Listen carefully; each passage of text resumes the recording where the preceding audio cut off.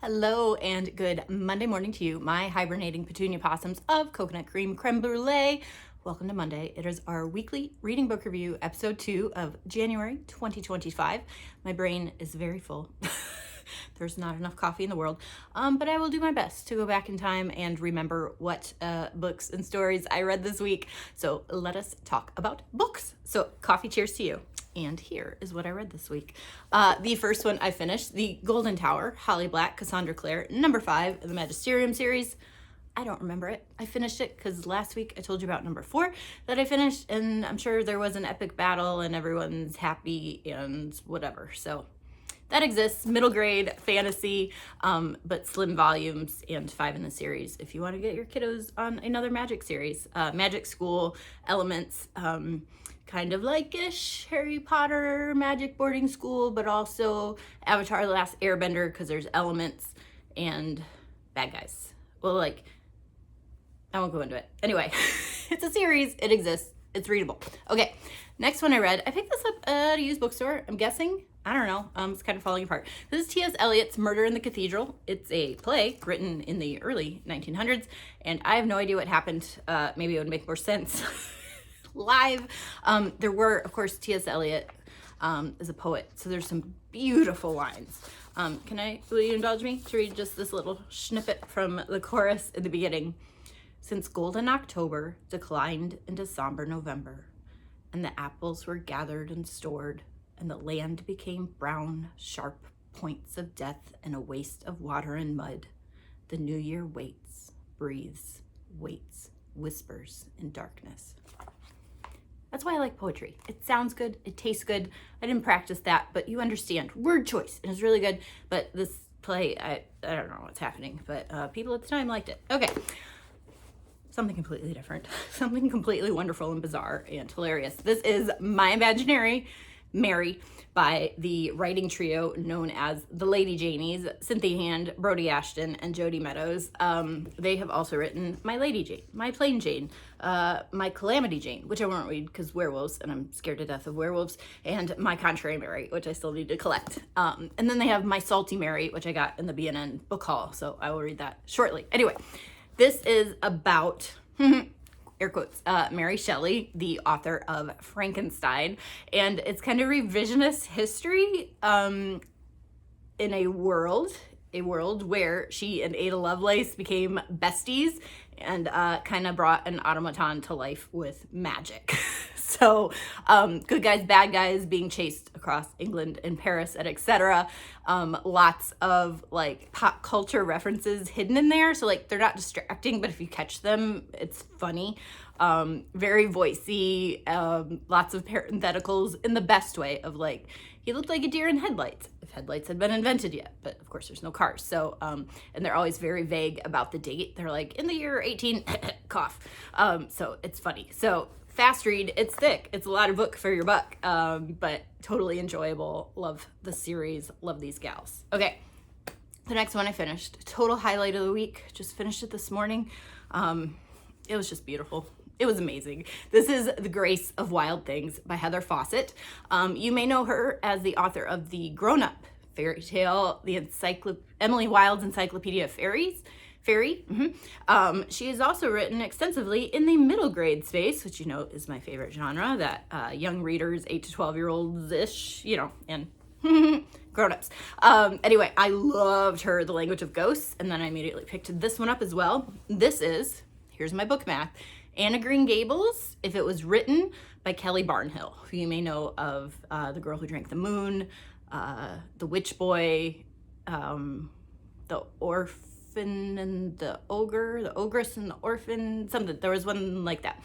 Recently. So much fun.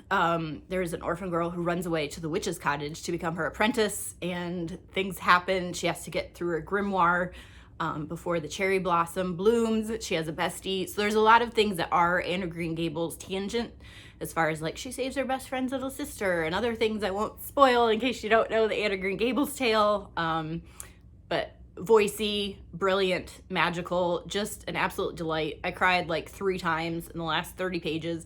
Not because it's sad, it was just I was so invested in the characters and the world.